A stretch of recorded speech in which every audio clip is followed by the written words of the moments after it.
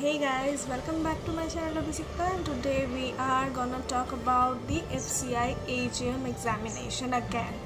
Since many of you had posted lot of queries regarding FCI AGM examination, I thought to release this second part of your video. You should be a AGM in FCI is the most important thing you should know right now. There would be a lot of confusions in you because there are videos in YouTube up and down everywhere, you can see that, but then I think the authentic information is what you will actually need to study for the examination. And let me tell you, if it's already high time, just 17 days to go, so since the countdown has already began, I think we should take this move. So let's just begin. But before that, please do not forget to watch and subscribe to my channel, because that will help me post more and more videos for you.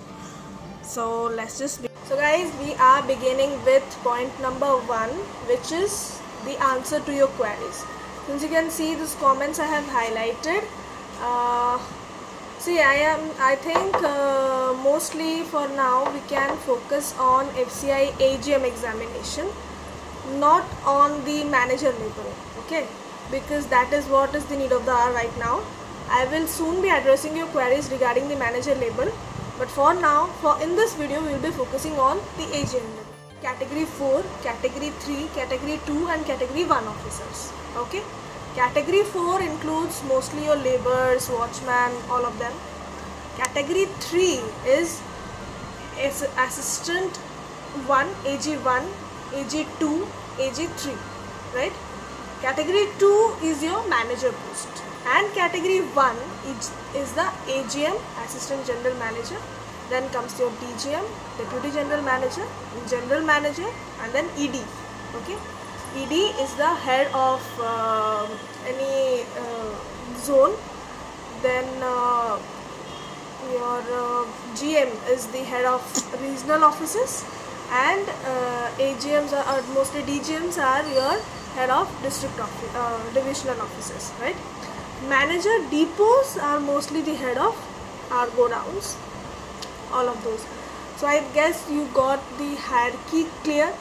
Now the posting or the recruitments are currently done only in AG3 category, which is Category 3, managers, which is Category 2, and AGMs, which is Category 1. Okay, most recruitment, the maximum number of posts that we get is in AG3. Manager level recruitment is less. Also, it decreases furthermore in Category 1. For the Category 1, you can see the very less number of posts here.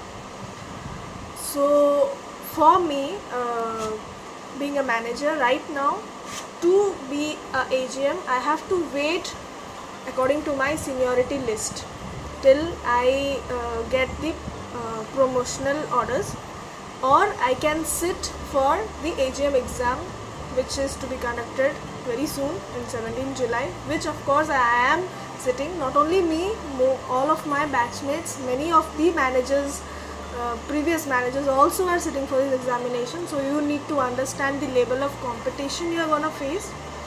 And recently, very recently, FCI has introduced the departmental level of examinations, which only the employees can sit, of course.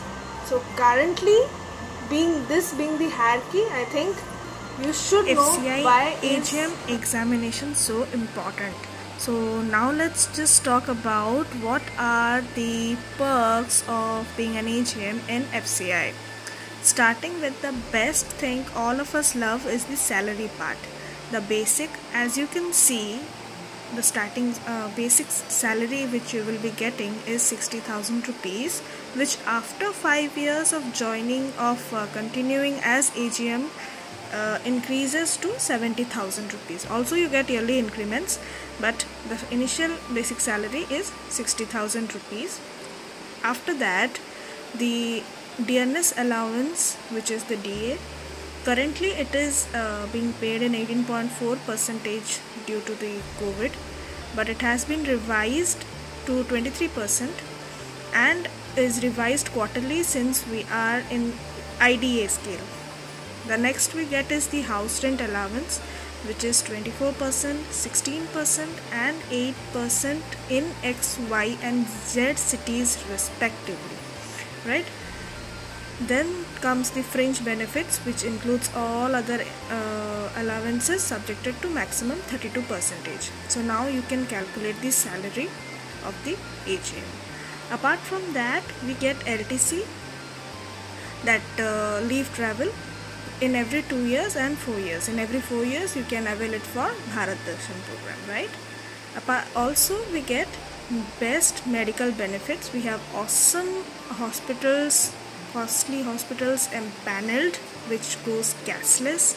Also you can submit your bills for reimbursement if you are getting treatment in any non-empaneled hospital. In category 1, which is the AGM in FCI, you get a chance to roam about, since you will have lot of transfers also. Not exactly lot of transfers, but yes, there will be transfers. So you get a chance to roam about in India, and it is a pan-India service. Unlike manager, that manager is mostly posted in one region. So why you should give this AGM examination? The sole reason being, this does not have any negative marks, okay?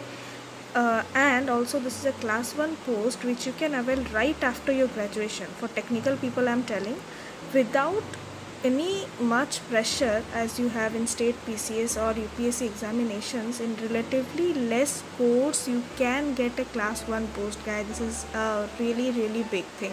Also, I don't know why the AGM label examination, neither does it require any prior experience, nor does it has 3 level of examination, which we in the case of managers have given in prelims, mains and interview.